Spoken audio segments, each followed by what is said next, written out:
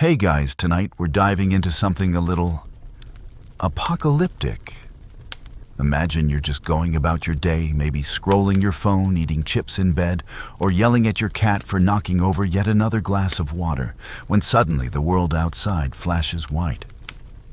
Not lightning, not fireworks. A blinding, searing light that feels like it slices through your soul.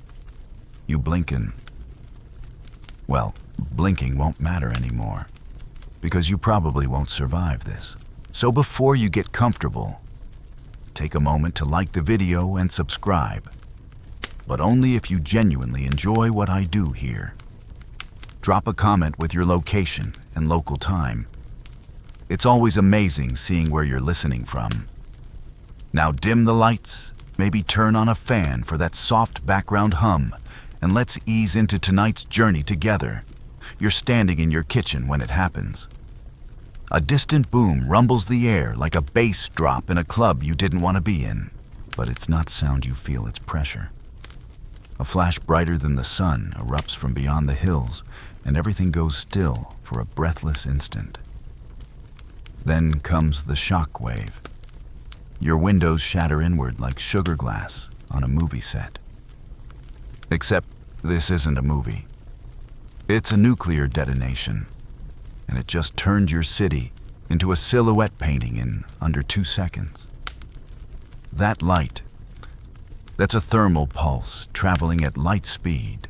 If you're within a couple miles of the epicenter, your body has already become a shadow burned into the sidewalk like some grim street art. That actually happened in Hiroshima. On the steps of a bank, the outline of a person remains frozen in light and death. Historians still argue whether that person was walking or sitting, but the shape is unmistakable. A ghost etched by fire. If you're farther out, say 5 miles, congratulations. You're still alive. For now, but your skin not doing so great. That flash reaches temperatures hotter than the surface of the sun. We're talking 10 million degrees Fahrenheit at ground zero. Your hoodie might be cotton, but tonight, it's a wick. You try to run. You can't see straight. Your retinas are burned, and even blinking feels like dragging glass across your eyes. The pavement is melting in strange patterns, and everything smells like burning plastic and hair. Let's pause here for a moment. You've just witnessed the initial detonation. It lasted under a second, but already the world as you knew it is gone. Everything from trees to traffic lights has been reduced to abstract sculpture. Car paint bubbles and peels. Birds vaporized. Your dog, you don't want to know. And yet the flash was the easy part. What comes next is somehow worse. In the brief calm that follows the light, your ears pop. You hear a strange whooshing like the sky is inhaling. And then, the air explodes. A split second after the flash, the blast wave barrels through your neighborhood like a freight train of pure pressure. You're tossed like a rag doll. Walls collapse. Cars flip. That massive oak tree that stood in front of your house for 80 years, gone. In fact, back in 1953, during the Nevada test site operations, mannequins were placed inside mock suburban homes to study blast effects. They melted. Not just the clothes, the mannequins themselves. But you're still conscious, somehow. Maybe you were in a basement. Maybe your body was shielded by dumb luck and reinforced drywall. You groan and dust fills your mouth. The air tastes like pennies and burnt rubber. Your phone buzzes weakly only to reveal a blank screen. Towers are fried. GPS down. Internet gone. No calls, no texts, and no idea where your family is. You crawl out clutching a bleeding arm. The streets are unrecognizable. That row of cozy shops flattened. The Starbucks. A smoldering pile of brick and foam cups. And then it hits you. The silence. You expect sirens, screams, anything. But the world's gone mute, as if it's holding its breath. there's something deeply wrong about a quiet city. A low rumble rolls through the distance again. Not another bomb. Not yet. This one's the mushroom cloud rising like an angry god. Tall, expanding, majestic and monstrous. That cloud isn't just smoke, it's pulverized buildings, dirt, and people. You try not to look, but it's hypnotic. You blink. Big mistake. The grit in your eyes grinds against your corneas. You stumble and your foot crunches something that used to be a bicycle or a grill. Hard to tell now. You find a semi-intact car windshield spidered but not shattered. You slump against it. Still no radio signal, not even static. Maybe you're one of the lucky ones.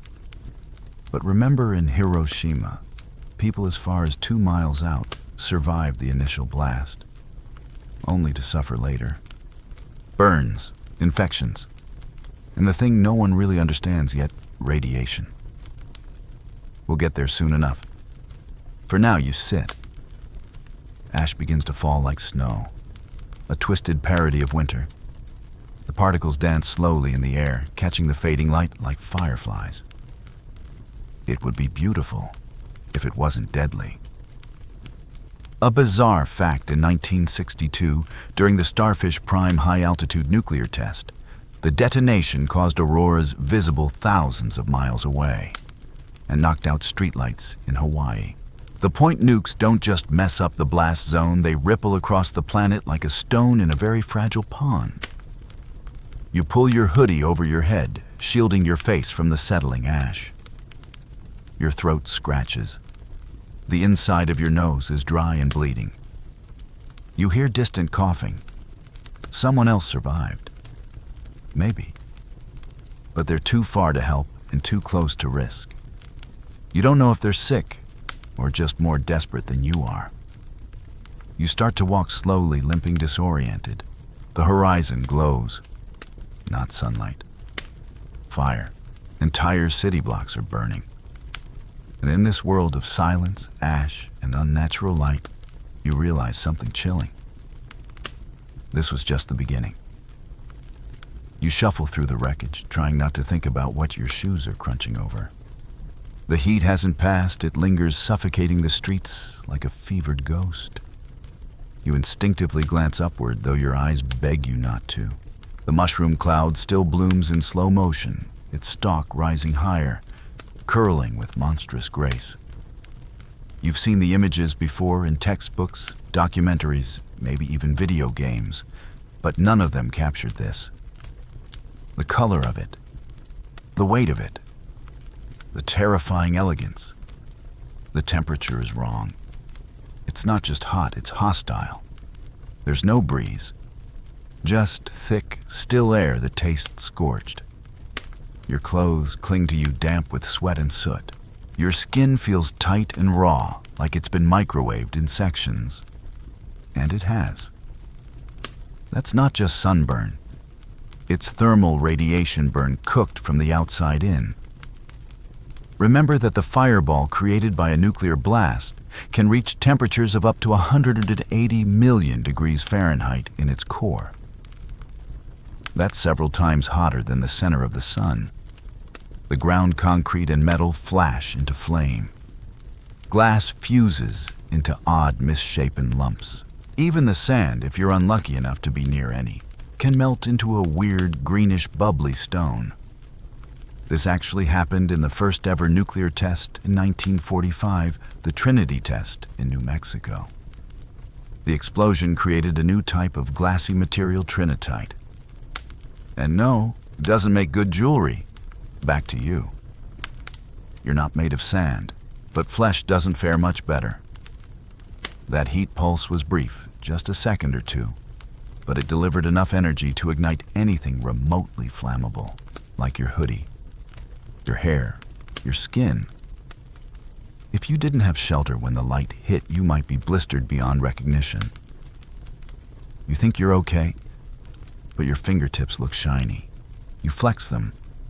The skin stays creased a little too long. It's not a good sign. You stumble across a store, or what's left of one. The glass has gone blown inward, and the mannequins inside look like they tried to run but didn't make it. Their plastic faces are partially melted frozen in slumps of horror. You kick your way in. Inside, it's darker, cooler, relatively speaking.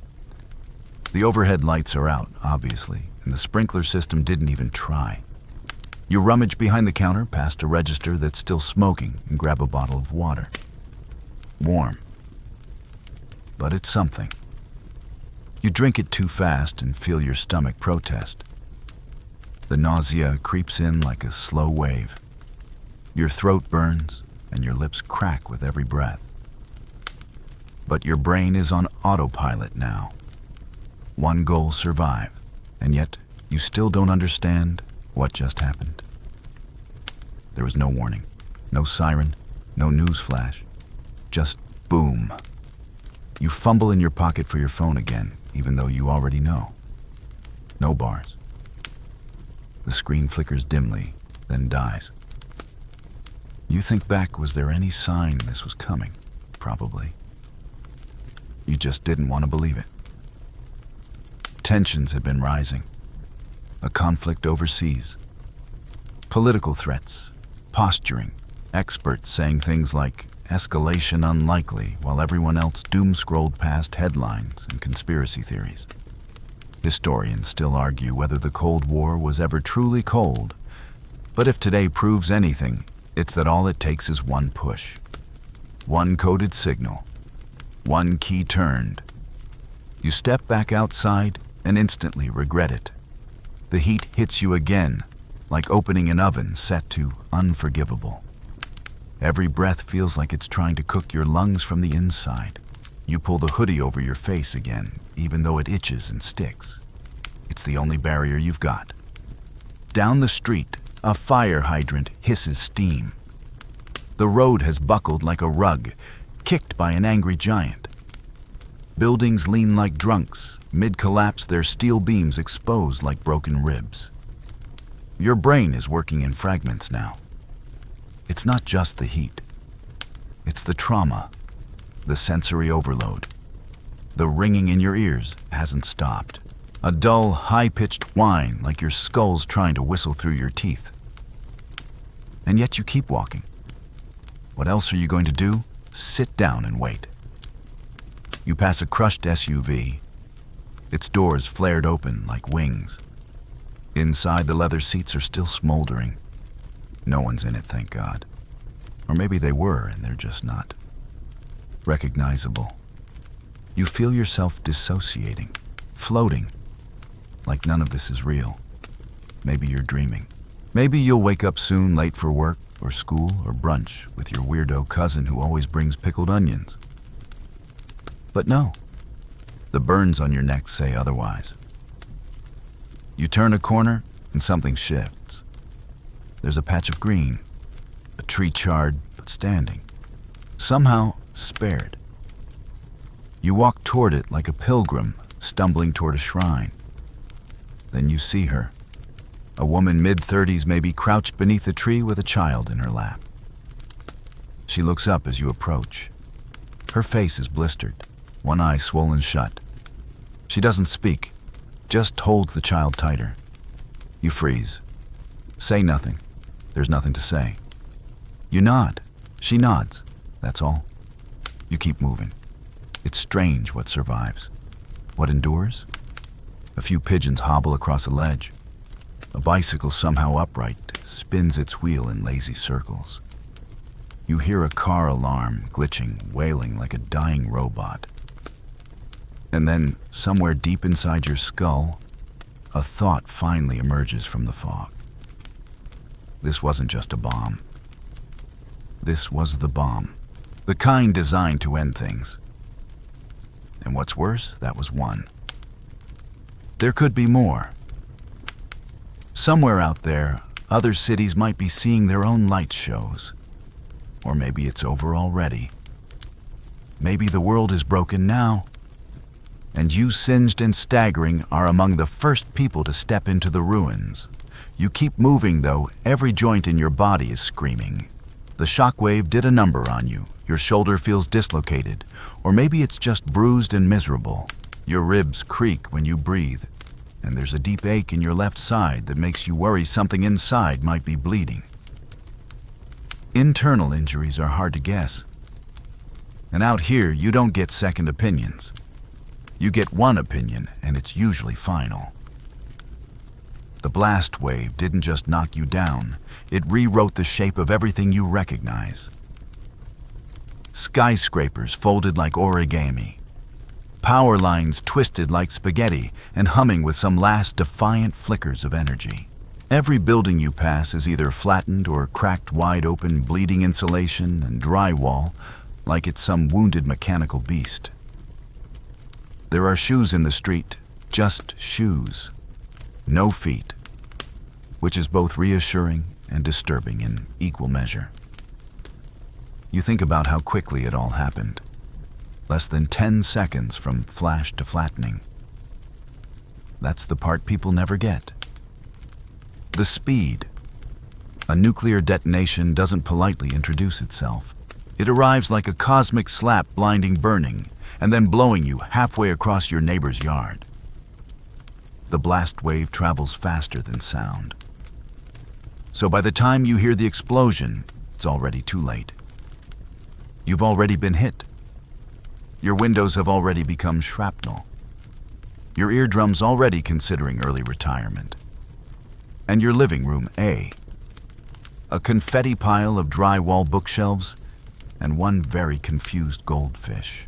You duck under the remnants of a metal awning hanging by a bolt and a prayer. Every few feet you pass craters like some angry giant used the streets for target practice. Debris crunches underfoot. Bits of stone concrete, maybe bone. You try not to think too hard about it. The smell is unbearable. Burnt plastic, scorched metal, singed hair, and something chemical and sharp like the inside of a battery left in the sun. And underneath it, all the scent of things no longer alive. Your nose fights to shut down. You'd thank it if you could. As you hobble through what used to be your city, the silence is broken by a new sound, sirens, distant and distorted. Maybe ambulances, maybe fire trucks, or maybe automated warning systems still trying to fulfill their duty long after their operators are gone. You duck behind a crumbled wall as another gust of heat slaps your face. Fires are spreading. The initial blast wave might have collapsed buildings, but the real threat now is firestorms. Think of them as tornadoes made of flame. They suck in oxygen, turn it into fuel, and create their own wind patterns. Back in World War II, during the bombing of Dresden, entire districts were consumed by firestorms. Historians still argue whether the intensity was enhanced by the weather that night or by the layout of the city blocks. But one thing's certain, those flames didn't care about your building code. You scan for anything resembling a fire extinguisher, a water pipe, anything that can help. But you're too exposed. You need shelter. You need to hide. The blast is over, but the world is just now figuring out how broken it is. You spot what looks like a parking garage, concrete sunken, partially intact. Not ideal, but better than the open air. You slip inside, descending into a dim, soot-smudged cavern that smells of motor oil and melted rubber. A few cars are here, some burned, some just covered in ash. You drop behind a pillar and let your back slide down until you're sitting on the cool, gritty floor. You close your eyes. Just for a second. But then you hear something, a cough. Not yours. You freeze. Open one eye. Across the lot, barely visible, a figure stumbles into view. Young, male, blood smeared down one arm. He sees you, raises a hand, and drops. You hesitate. Every instinct says to run, but you don't. You crawl over, pulling yourself toward him like it's some kind of punishment. He's alive. Barely. Burns across his cheeks. He opens his mouth and tries to speak, but Only a dry croak comes out. You shake your head. Don't talk, you whisper, even though your voice sounds like sandpaper. You pull your bottle from your pack and tip a little water into his mouth. His eyes flutter. Gratitude or just exhaustion, hard to say. You sit next to him, breathing together in that basement of ash and silence. This is the part you didn't expect. The humanity. Or what's left of it. You've been through two kinds of violence, now light and shock, and neither prepared you for the weight of simply being after it's all gone. You don't even know this guy's name. He could have been your barista, or a mechanic, or someone you flipped off in traffic. Now he's just another body beside yours, trying not to disappear. You lean your head back against the concrete pillar, staring up at nothing. No stars. No moon. Just smoke curling like ink in water. It's hard to know what hour it is. Time doesn't work the same when the sky's on fire. Your body starts to tremble, not from cold, but from adrenaline crashing. You've hit the wall. No food. Little water. Burns. Injuries. The noise in your head won't stop, and your thoughts move like molasses. This is what they don't show in the movies. The part after the fireball, the dragging, the waiting, the body counting in your head, the absolute stillness. And here's the kicker. If you were far enough from the epicenter to survive all this, then the next threat is already on its way. Radiation. You think the blast was bad? The real killer is invisible, tasteless, and floats through the air like glitter from hell. But you don't know that yet. You're still dealing with the blast wave, the wave that smashed through your city like a fist through a sandcastle. The wave that shattered your windows, your bones, and maybe your sense of hope. You close your eyes, just a minute, just to rest. And far above, the sky keeps glowing. The ash starts falling heavier now. You notice it when the texture on your sleeve begins to change softer, like fine flour, except it carries the sting of something far more sinister. You brush it off instinctively, but it clings to your fingertips like it's alive. It's not just ash. It's fallout. You've seen the term before. In movies, games, half-remembered science lessons. Fallout. Sounds dramatic, right? But now, kneeling in a gray-streaked garage beside a barely conscious stranger, you understand it in the most brutal, intimate way. Fallout isn't just debris. It's death in powder form. Microscopic particles of radioactive dust launched miles into the air. During the blast, now drifting down over everything like some sick glowing snow. You cough. Not because you're sick yet, but because your throat feels like it's lined with sandpaper. The air is turning against you. You pull your hoodie tighter around your nose and mouth. It helps, but not much. The guy beside you wheezes, curling tighter into himself. You wonder how long it's been since the bomb. 2 hours 5. Hard to tell without daylight, or a working phone, or the simple tick of a clock. You are used to everything running on schedules. Now time stretches out like chewing gum, stuck to your shoe, useless, sticky, and impossible to shake off.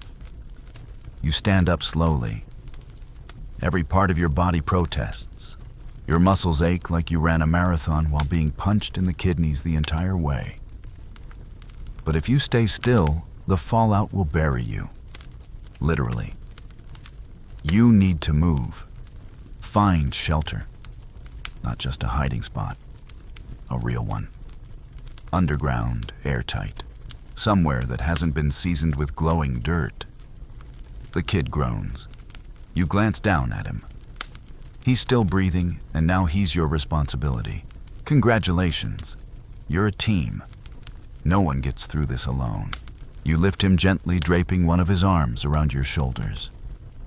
He's lighter than you expect, either from shock or from not eating for who knows how long. Your legs wobble beneath the extra weight, but you push forward. Out of the garage, the world has shifted again. More ash in the air.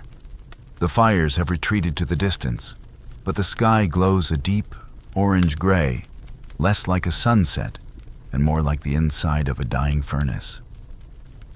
It's almost surreal. Beautiful if it weren't deadly. The fallout is thicker in low places, pooling in gutters and dips in the road. You keep to the higher ground where possible. Every breath is measured, controlled. You exhale slowly through your nose to avoid stirring up the particles.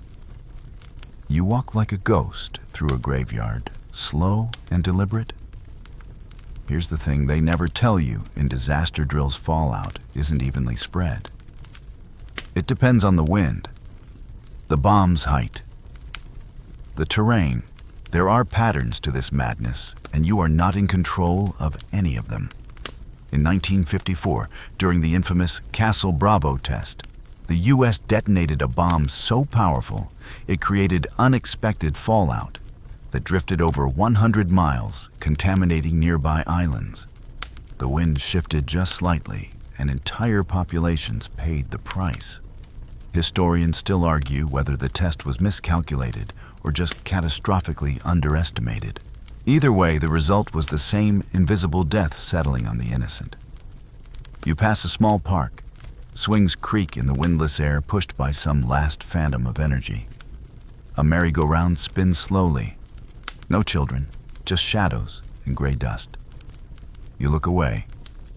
Then a sign, not divine, just literal. A street sign half buried in debris pointing toward a subway station. That might work. Underground, reinforced, possibly sealed. You quicken your pace, half dragging the boy. The station entrance is scorched, but the steps descend into darkness. You hesitate at the top. The air smells different, damp and metallic, but not burned. That's a good sign. Maybe. Or maybe you're just desperate enough to pretend it is. You descend, step by cautious step. The lights inside the tunnel are dead, of course, but your eyes are adjusting to the dark. You guide the boy down slowly, his breath rasping in your ear. You reach the platform and slump him against the wall. There's no one else down here. Not yet. Just rat shadows and silence. You pull out your last bottle of water and ration it between you. A few sips each. The boy's eyes flutter. He tries to speak again, but can't. You sit in silence for what feels like hours. Occasionally you hear faint groans from somewhere deeper in the tunnel. Maybe survivors, maybe not. You're not in the mood to find out. Not yet. Eventually, your ears start to pick up the sound you've been dreading. The Geiger clicks. At first, it's barely audible. Just a tick, then another, then faster. You check your pack and find the small emergency radio you forgot you even had. It's got a Geiger function. You click it on. It stutters, spits static, and then starts chattering like an angry squirrel. The radiation's here. The fallout is making its way down into the tunnel. You curse under your breath. You need deeper shelter. A sealed room. Filters. Anything to block the particles from sinking into your lungs, your blood, your bones. But the subway station is all you've got right now. You pull the hoodie tighter again, wrap a scarf around your face, and lean into the wall. Not to sleep. Sleep would be dangerous. But to rest, to think, and your thoughts. They wander somewhere worse. You start wondering about long-term exposure. Fallout isn't like smoke.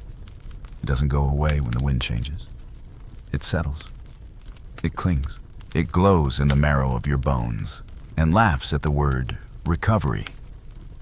You remember reading about the Chernobyl disaster, how even decades later, parts of the exclusion zone are still too dangerous to visit. How children born years after suffered mysterious illnesses.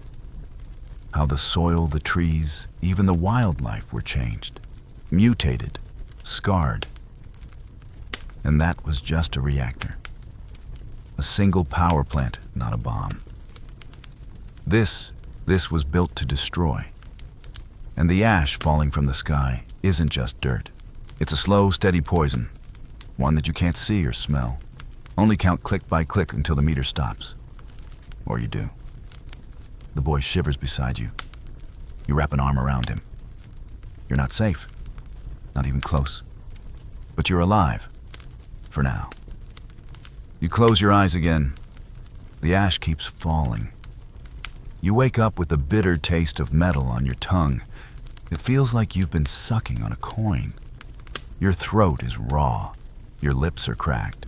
Your body aches in new and exciting ways, sharp, deep jabs in places you didn't even know had muscles. The boy is still beside you, curled up, twitching in his sleep.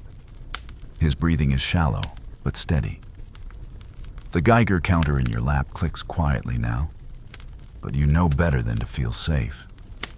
That ticking, that dry insect sound, it's not an alarm anymore. It's a reminder. You're still sitting in a place where the air could be trying to kill you. You look at the radio again. No signal, just a dull glow from the battery indicator and that soft, relentless static. You twist the dial through the bands, nothing but hissing. Maybe the stations are all gone, maybe the people are too. But then suddenly a voice. Broken, garbled, cutting in and out like it's being channeled through a blender full of gravel. Emergency. Fallout. Stay inside. Do not attempt. Shh. No contact. Power grid compromised. Assistance en route. Kazakh. It cuts out again. You stare at the radio, not sure if you heard hope or a hallucination. The voice was male official, maybe pre-recorded. It didn't say where help was coming from, or when, or if it was even still real. Still, for a second, your heart beats differently. Like it remembers something called relief. You sit back against the wall. The silence settles again, thick and absolute. Then you notice your phone buzzing. You yank it from your pocket hands, trembling. A single notification stares back at you, emergency alert. Radiation exposure risk high. Seek shelter immediately. Thanks, phone. Bit late on that one. You swipe away the notification and stare at the cracked screen. No bars. The battery's circling the drain. Useless except as a flashlight for a little while longer. You turn it off to save power. It won't last, but neither will you if you don't get moving. The boy stirs. You lean in. His eyes crack open. There's a flicker of awareness this time, not just blind fear. You nod at him, trying to communicate something. Maybe you're not alone. Or maybe just, we're still not dead. He sits up slowly, groaning, as if every movement costs something. You help him to his feet. You don't speak. Not out of coldness. Just practicality. Your throats can't take it, and there's not much left to say anyway. You climb the stairs together, moving like shadows. When you push open the door at the top, the light outside is strange, gray-blue, muted. It's hard to tell what time it is. Morning, afternoon. Or maybe the sky's just given up pretending it matters. The ash is still falling. The buildings still burn. But the fires have calmed, mostly turned to smoldering heaps of blackened skeletons. Smoke curls around every structure like lazy ghosts. And the air, it's thicker now. Not just with dust, but with something worse, uncertainty. You start walking, slowly, together. You're no longer just survivors, you're witnesses. Walking testimonies of what happens when human ambition outpaces wisdom. Your destination, anywhere safe. Though safe feels like an extinct concept now. You pass a burned-out bus with bodies still inside. Melted plastic fused seatbelts and hollow eyes that stare straight through you. You don't look for long. You can't. Every second is a fight to keep moving forward. Your foot crunches something glass, probably, but the boy grabs your arm and points. A sign ahead reads, "Disaster Shelter, 2 miles." Its tilted paint peeled, but it's there. Maybe a lie, maybe not. Either way, it's a direction. You nod and push forward. As you walk, you start to notice something stranger than the silence, the absence of animals. No birds, no dogs, no rats even. It's like the whole ecosystem just noped out the second the blast wave hit. Well, except for the insects. There are always insects. You spot a few beetles skittering across the ground, weaving through ash. Somewhere deep in your memory, a trivia fact surfaces: cockroaches can survive higher doses of radiation than humans. It's not true that they'd survive a full-scale nuclear apocalypse with ease, but they do handle exposure better than us. So in a way, they win. Congratulations, beetles. Enjoy your gray kingdom. The two of you reach a collapsed overpass. You detour through an alley choked with debris. At one point, you have to crawl beneath a fallen pipe. The boy makes it through first, then reaches back to help you. It's clumsy, but it works. You grunt as you pull yourself out, knees scraped, arms shaking. You're exhausted, but there's no rest. The sky, the air, the silence, they all feel like they're counting down something. You finally reach the shelter entrance. It's a concrete block of a building half covered in vines and soot, with rusted steel doors at the front. You bang on them just in case someone's listening. Nothing. You try the handle. It turns. Inside, the air is cold, still stale. No smell of burning, no ash. Just dust and mildew. You close the door behind you and breathe shallow, careful but grateful. The boy slumps against the wall, sliding to the floor like his strings were cut. The lights don't work. Of course not. But your phone's flashlight gives you enough to see. Concrete walls, metal benches, a supply cabinet locked, naturally. You try the latch. Rusted shut. You grab a nearby pipe and start smashing. It takes 4 hits, but the latch gives. Inside, bottled water, a few ration packs, flashlights with corroded batteries, a med kit that expired when people still had flip phones. Still, it's something. You hand a water bottle to the boy, then sip your own. It's cold. Clean. Probably the last clean water you'll taste in a long, long time. You lean back, letting your head hit the wall. You close your eyes, and then you hear it. Your phone buzzes again. You open it to a new message: warning, additional strikes detected. Seek reinforced shelter. You freeze. More bombs. You show the message to the boy. His expression doesn't change. He just stares at it like it's a weather forecast that doesn't matter anymore. Because you know now, this isn't just a single disaster. This is the new world. You stare at the message on your phone until the screen dims and fades to black. The silence afterward feels different now, heavier, like it knows what's coming next. Additional strikes. That phrase bounces around your head like a ricochet. You don't know where. You don't know when. But the implication is clear. One bomb wasn't the end. It was the opening note in a global requiem. You look over at the boy. He hasn't spoken yet, not a single word since you found him. His eyes are hollow-tired, maybe already retreating somewhere inside where it's quieter. Safer. You know that look. You're wearing the same one. The shelter gives you a moment to breathe, but that's all it is, a moment. This place is a concrete closet. No proper air filtration system, no generator, no communication tools beyond a dusty radio that plays nothing but static and regret. You've been hoping it would be more. A proper fallout bunker, a stocked haven, maybe even other people. Instead, it's just you, the boy, and the question hanging in the air.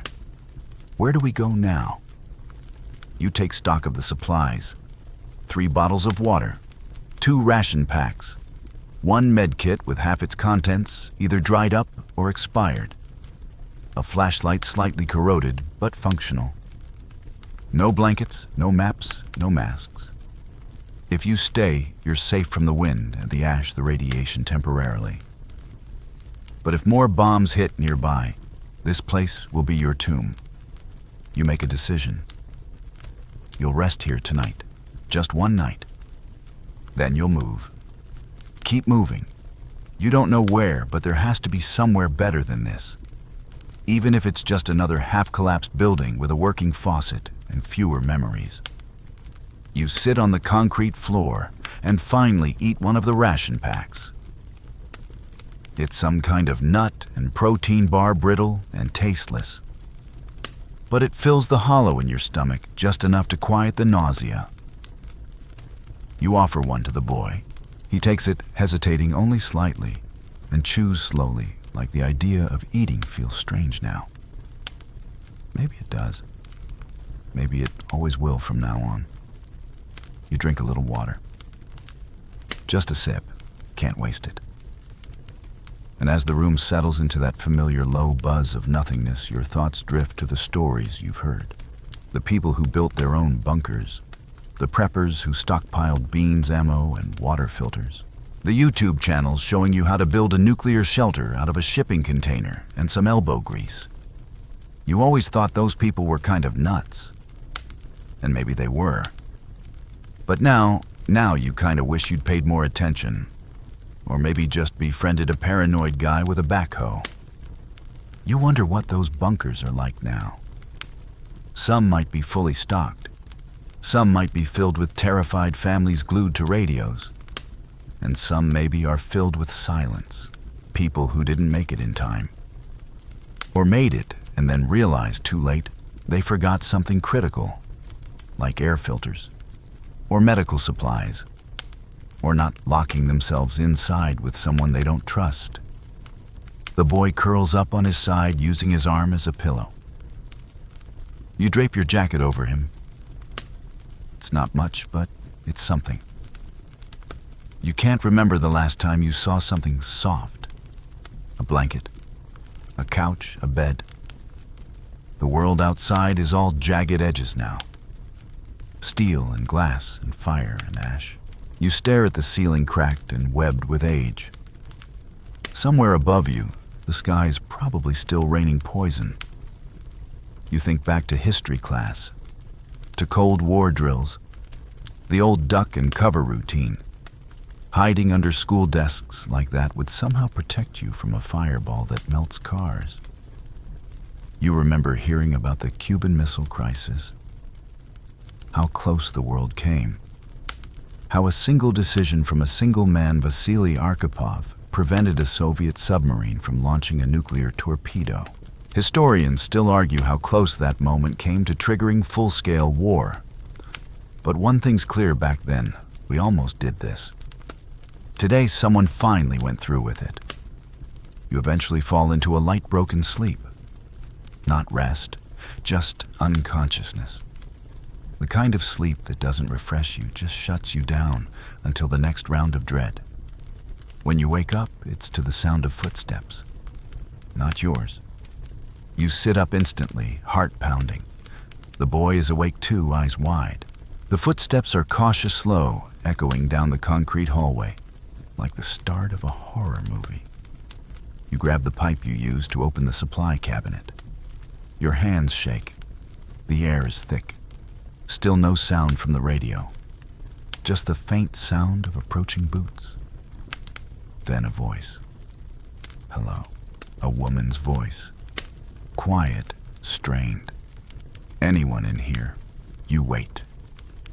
She steps into the doorway, framed by the dull gray light leaking in from outside. She's in her mid-30s, maybe face dirty, but focused. She sees you and the boy. Lowers something from her shoulder, a bag, not a weapon. Didn't mean to scare you, she says. Just looking for shelter. You don't relax, not yet. But you nod. She steps in, slowly glancing around. You watch her movements carefully. No aggression. No twitchy hands. She looks as tired as you feel. She sits on the opposite wall, pulls out a water bottle, takes a sip, then offers you a sealed package of crackers. You accept. The boy reaches for one too. Her name's Kara. She says she's been walking for days. Lost her family outside the city. She doesn't go into detail, and you don't ask. Everyone has their own version of what they've lost. Some just don't have the energy to say it out loud.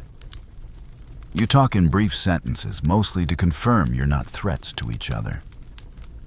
She has some information, rumors, really.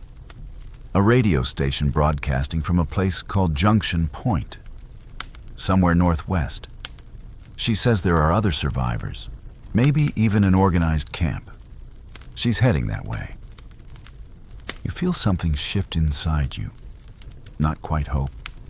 Maybe momentum, movement. The idea that there's still something out there to move toward. You rest again, sharing food and silence. Then you all decide together to leave the shelter tomorrow at first light. It's not safe to stay. More bombs. More radiation. The world isn't waiting for you to figure things out. You stare at the phone again. Still no signal, but you've got a direction now. And for the first time in a while, that feels like enough. You leave at dawn. Or what you think is dawn. It's hard to tell anymore with the sun choked behind layers of ash and sky that looks like it's been painted over with wet cement. The world has turned grayscale, no real colors, left just shades of gray and brown, and the occasional flicker of orange from something still smoldering in the distance. You move quietly, the three of you, avoiding open spaces, sticking to the shadows of crumbling buildings and half-collapsed fences. Kara leads. She moves with a kind of tired determination, like someone who's already lost too much and refuses to lose any more. The boy stays close to you, still silent, still watchful. The road is covered in debris, melted signs, twisted poles, and burned-out shells of vehicles that look like they were caught mid-escape. Some have doors hanging open. Others are sealed tight at the windows, too blackened to see through. You don't look too closely.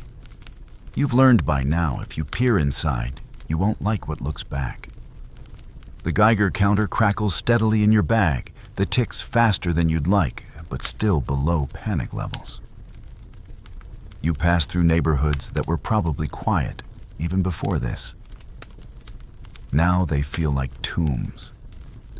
Children's toys melted into sidewalks. A basketball hoop warped into a spiral. A swing swaying with no wind. The silence is more than just the absence of sound. It's the weight of everything that's gone. You keep walking. Junction Point. That's where Kara said the broadcast came from. A military outpost, maybe. A refugee zone. She isn't sure. But it's something. A destination. And you've gone too long without one. You think of what she said back in the shelter about hearing survivors, about rumors of filtered water food medicine. Maybe even doctors. It sounded impossible when she said it. It still does. But impossible is all you've got left. At one point you stop at what used to be a gas station. The sign is half melted, the letters unreadable, but there's still a roof and it's not on fire. That's enough to call it a rest stop. You duck inside. Kara checks behind the counter while you scavenge the aisle. Most of the shelves are bare, but behind a half-burned rack of snacks, you find a case of canned peaches, partially fused together, but mostly intact. Jackpot. You hand one to the boy, who opens it with his fingers like he's done it 100 times. The The syrup drips down his chin as he eats. You smile. Not because it's funny, just because it feels like something human. Kara finds some water in the back, 3 bottles warm but sealed. You each take one. You don't bother boiling it. There's no fire, no stove. And honestly, at this point, you're more worried about thirst than bacteria. You rest in silence. No one speaks because talking feels extravagant, wasteful, like laughter, like music. You finish the peaches and move on. Back on the road, the temperature shifts. It's colder now. The kind of cold that settles in your bones, not because it's freezing, but because there's no sun. The wash in the air is blocking more than just light. It's starting to change the weather. You remember reading about nuclear winter, the theory that after enough bombs are detonated, the smoke and debris thrown into the atmosphere will block out the sun for months, maybe years. Temperatures drop, crops fail, famine follows. Some scientists debated how extreme it would be, whether it would really trigger a new ice age or just a brief chill. Historians still argue about the models. You don't care. All you know is your fingers are numb and the ground feels like it's dying beneath your feet. By midday again, I guess you reach what was once a small town. Strip mall's fast food, a supermarket with its glass front completely blown out. You step inside carefully, picking over what's left. Most of the good stuff is long gone. The freezer sections are full of unrecognizable sludge. The dry goods aisle is stripped bare. But in the pharmacy aisle, behind a smashed plastic display, you find something precious: gauze antiseptic, a half-full bottle of ibuprofen.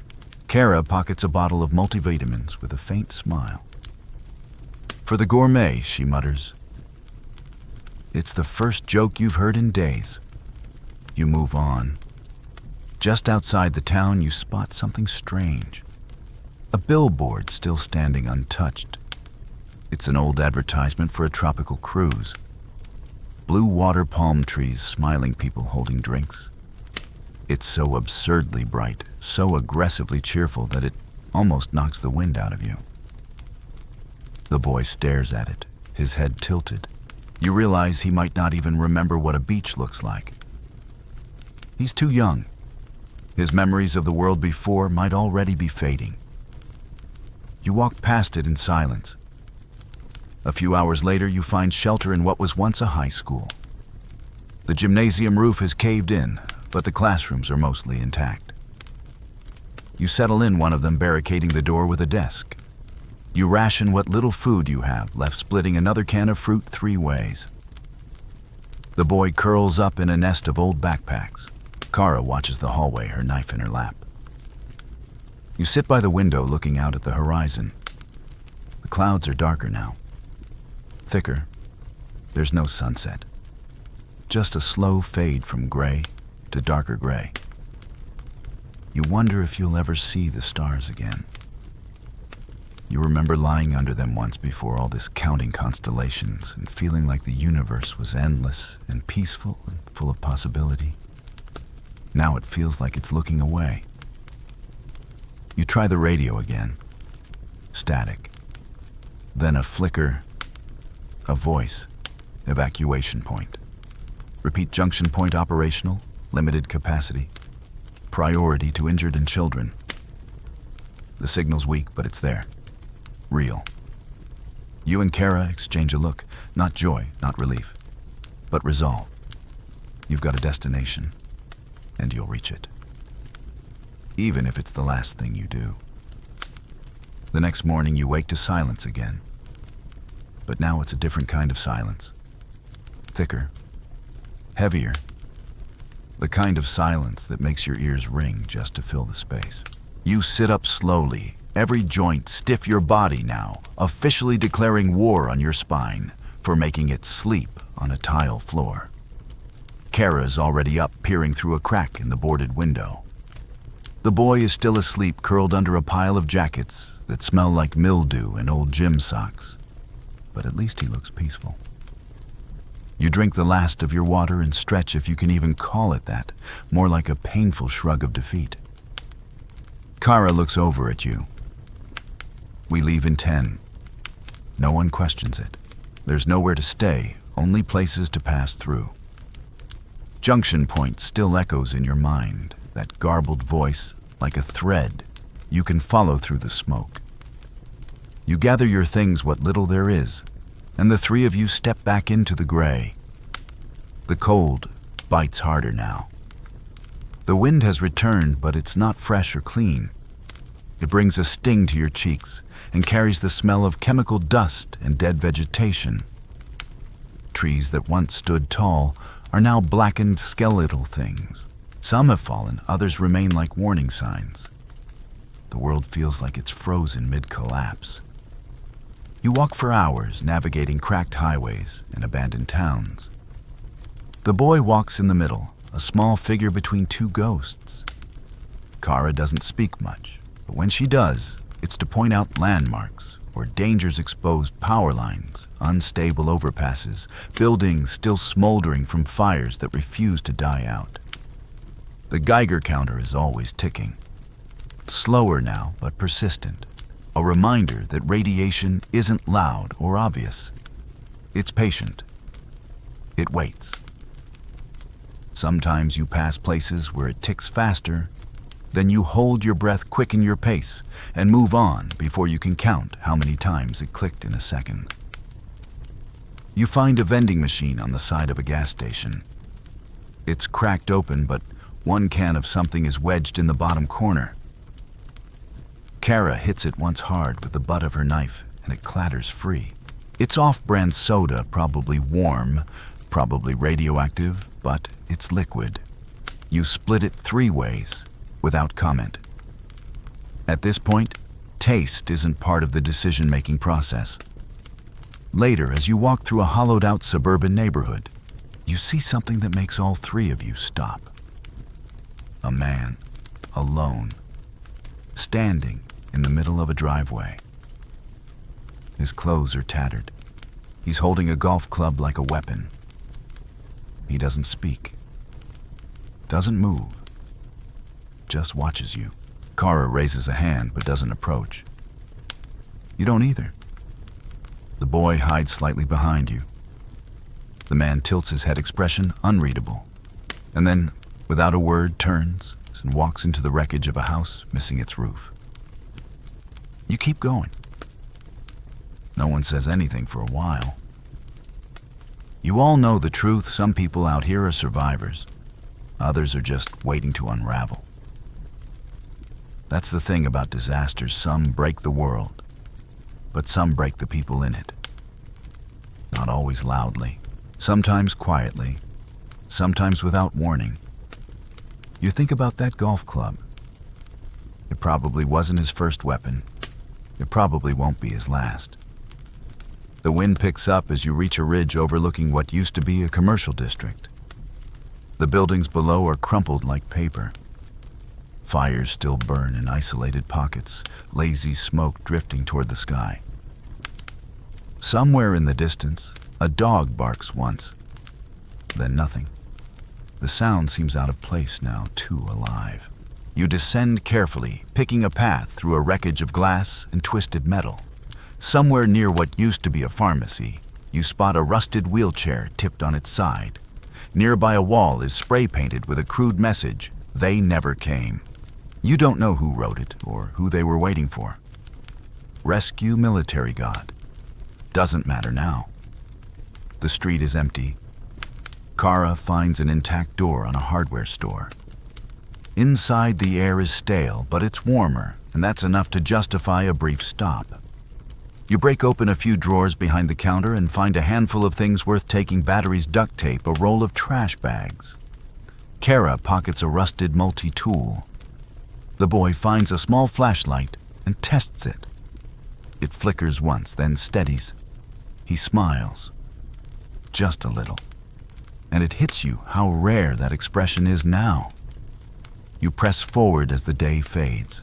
Light doesn't really rise or fall anymore. It just shifts from darker gray to lighter gray and back again. time loses all structure when the sun is a rumor. Eventually, you find shelter in a maintenance shack near a water treatment plant. It's filthy, but solid. You barricade the door and huddle together, layering every jacket and scrap of fabric you've collected. You eat quietly more of the canned fruit, a half-melted protein bar, and some stale crackers that crumble to dust as you chew them. The boy leans against your shoulder. Kara sits cross-legged, turning the multi-tool in her fingers, not really using it, just keeping her hands busy. "We're close," she says. You nod not because you believe it, but because it helps to pretend you do. That night, the dreams come. Not vivid ones, fragmented, surreal moments that don't make sense. Cities made of glass, endless staircases, your family's voices calling from somewhere just out of reach. The kind of dreams that leave you waking up more tired than before. You don't know how much longer this can go on.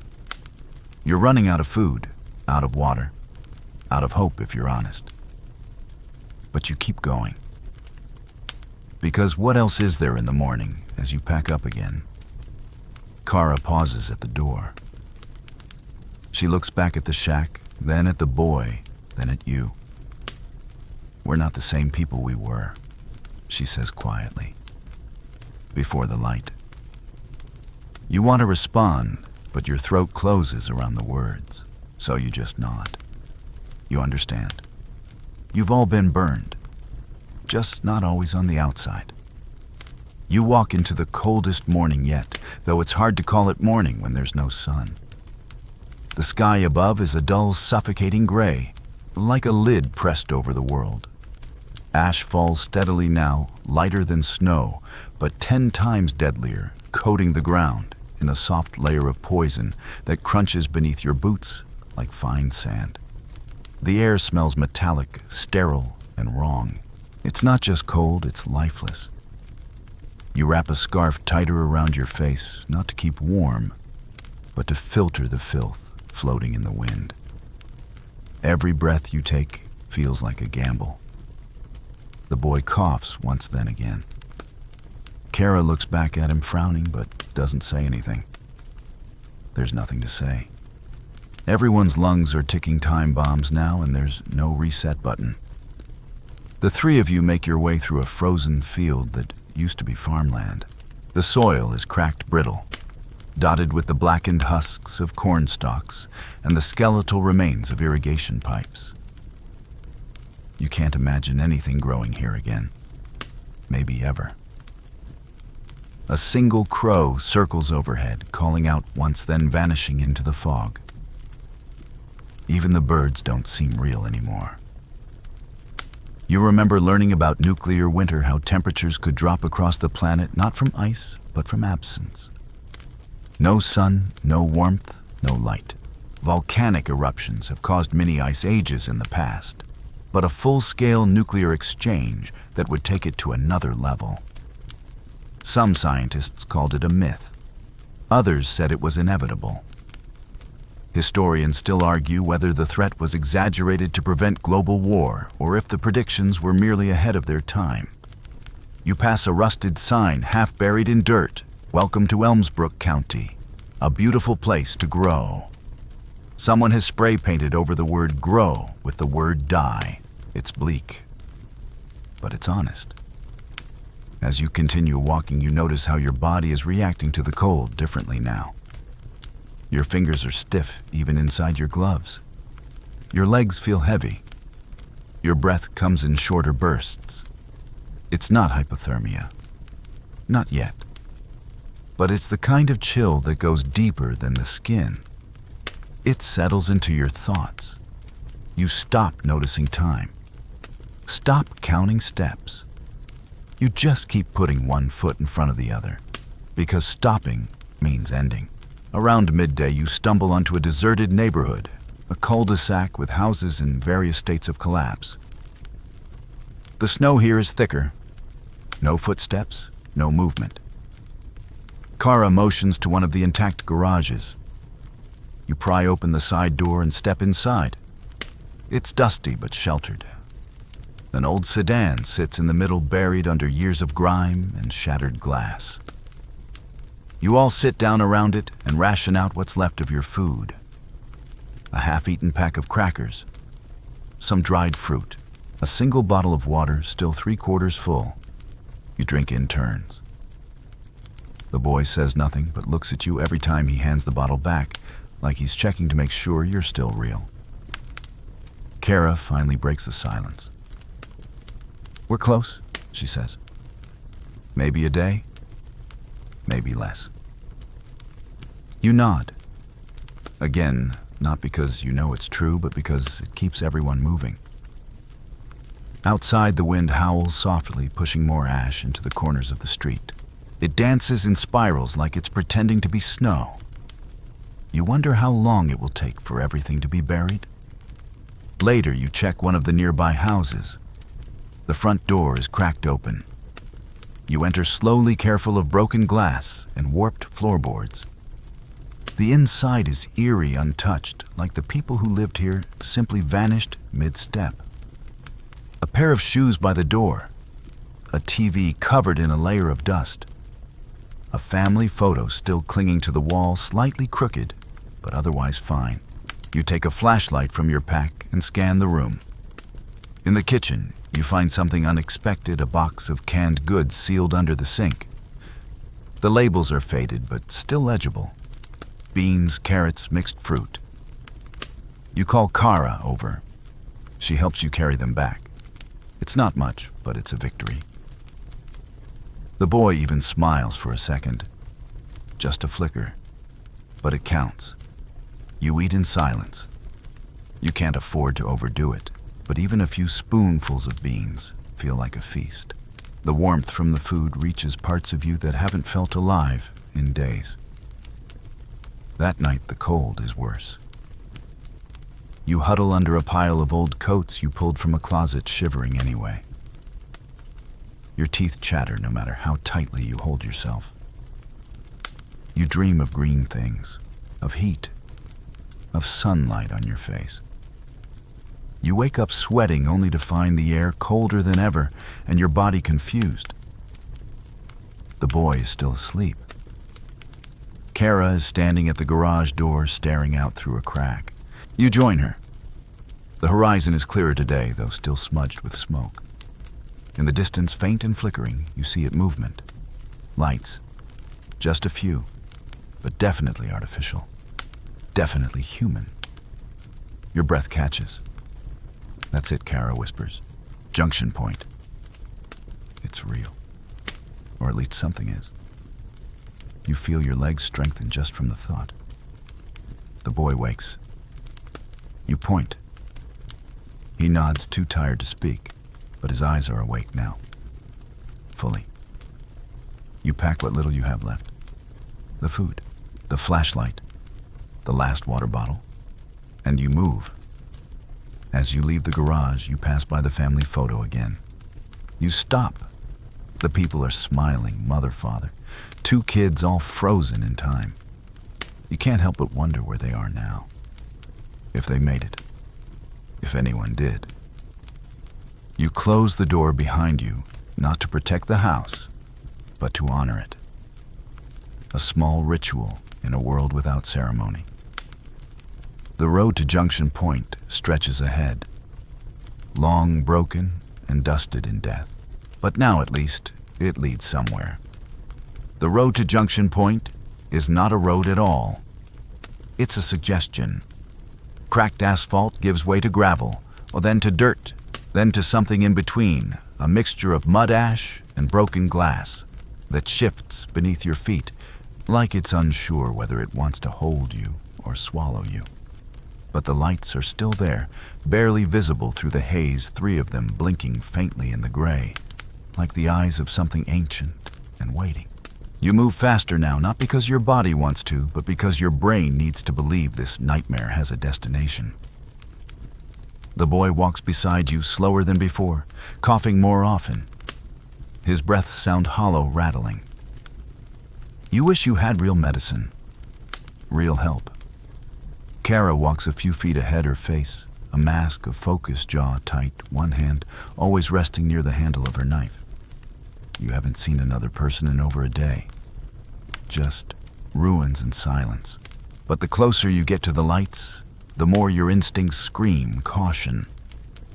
If this place is real, it's either salvation or a trap. By mid-afternoon, you reach a ridge where the terrain flattens out into a clearing. Beyond that, half concealed by overgrowth and dust, you see the outline of a chain-link fence. And behind that, actual buildings. Not ruins, not skeletons, real structures. Sheet metal, concrete, antennas. You spot a communications tower, rusted but intact, blinking weakly. Junction point. It exists. Kara exhales, her shoulders slumping just slightly. You feel your knees threaten to buckle. The boy stares wide-eyed, then wipes his nose with the back of his hand and keeps walking because that's what you do now. You don't celebrate. You survive. As you approach the fence, you notice signs posted every 20 feet. Faded yellow paint peeling in the cold. Caution, high radiation zone. Entry restricted. Military personnel only. The fence itself is still intact mostly. A few holes have been cut and patched. There's a guard post near the gate made of stacked sandbags and a rotting wooden stool. No one is there. You call out softly at first, then louder. Nothing. You test the gate. Unlocked. You exchange a look with Kara. She shrugs. If it's a trap, they're bad at setting it. Inside, the ground is covered in a layer of dust, but there are tire tracks. Fresh. Your heart jumps.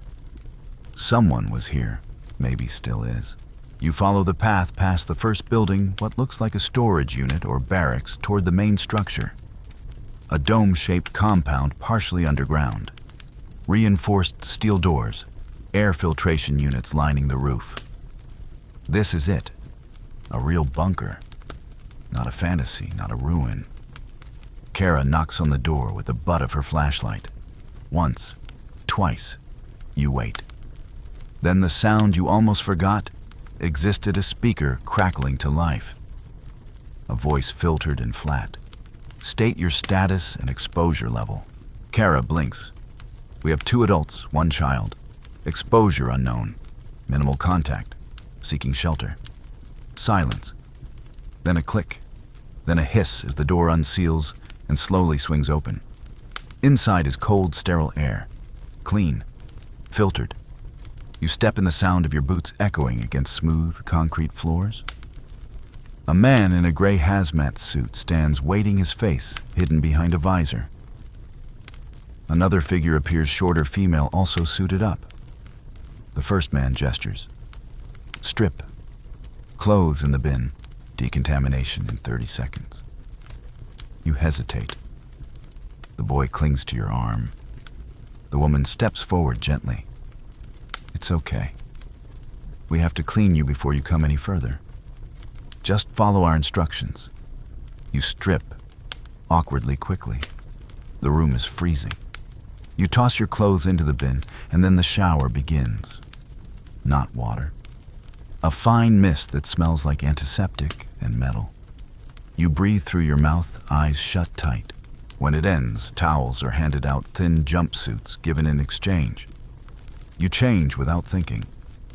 After you're led into another room, this one warmer with soft lighting and rows of cots. People. Actual people. 15, maybe 20 of them. Some sleeping, some reading. A few whispering to each other. All of them alive. A woman approaches with a clipboard. Mid-40s, tired eyes, firm voice. You'll be quarantined for 24 hours while we monitor radiation symptoms. After that, if you're stable, we can integrate you into the community. Meals are rationed. Medical attention is limited. We're doing our best. Don't expect luxury, just safety. You nod. You'd forgotten what safety even feels like. The boy is given a cot near the wall. Kara lies down across from you, staring at the ceiling. You do the same. The air smells like recycled hope. That night, you sleep without dreaming. In the morning, they test your vitals. You're okay. For now, the boy has mild exposure. They give him iodine tablets in a heated blanket. Kara has some minor burns they clean and wrap. They offer you food, real food. It's bland and gray, but it's hot, and it doesn't come from a can. You eat it slowly, not because you're savoring it, but because you don't know when the next meal will come. Later, someone gives you a paper, handwritten, a map of the compound, a list of duties, a brief set of rules. Work assignments are rotated. Everyone contributes. Everyone pulls weight. No exceptions. It's not a utopia. It's barely functional. But it's alive. One of the residents, a teenager, maybe 17, sits down next to you and asks where you came from. You tell him the name of your city. He frowns. Didn't think anyone made it out of there. You shrug. We didn't make it out. We just kept going. He nods. Yeah, that's about right. You spend the day resting, drinking clean water, watching the boy sleep without coughing, listening to Kara snore softly. For the first time in what feels like forever, you're not preparing for the next disaster. Just being. You don't know how long it will last. But for now, the silence feels like peace instead of fear. The next few days pass in a rhythm you'd almost forgotten could exist. Wake up, eat, help clean, check on the boy. Try not to think too far ahead. The people in Junction Point are quiet, deliberate, always moving with a purpose that feels one breath away from collapse. No one smiles much, but no one screams either. That's something. You're assigned basic tasks: sanitation, water filtration, moving supplies from storage to the common areas. Kara takes to guard duty like she's done it before, stationed at the northern corridor with a chipped crowbar and sharp eyes. The boy, still silent, has found a spot in the corner of the main room where he draws on scraps of paper with a tiny nub of pencil. He doesn't say what he's drawing. You don't ask. Everyone here has things they aren't ready to say. You overhear pieces of stories. A man from Chicago who watched the Sears Tower vanish in a flash of light. A nurse who escaped a hospital right before it collapsed from the blast. A woman who walked 80 miles alone through what used to be farmland, then desert, then something like a graveyard. No one knows how many cities were hit. No one knows who fired first. The internet never came back. Satellites are mostly dead. Governments, maybe a few. Somewhere. But Junction Point is its own country now. A bunker republic built on ration packs and whispered rumors. The air inside is dry, and every breath still feels like a risk. The radiation levels outside haven't dropped much. You're told to expect long-term exposure symptoms, fatigue headaches, weakened immune responses. They offer vitamin supplements and rest. There's no medicine left strong enough to fight what's already in your blood. That ticking sound from the Geiger counter in your head, it never really stops. You dream strange things now. Not of fire and screaming, but of quiet. Of walking through endless gray cities where everything is still, where every window stares back at you. Sometimes you wake up in the middle of the night with the sensation that the world above is holding its breath, waiting for something. Kara doesn't sleep much.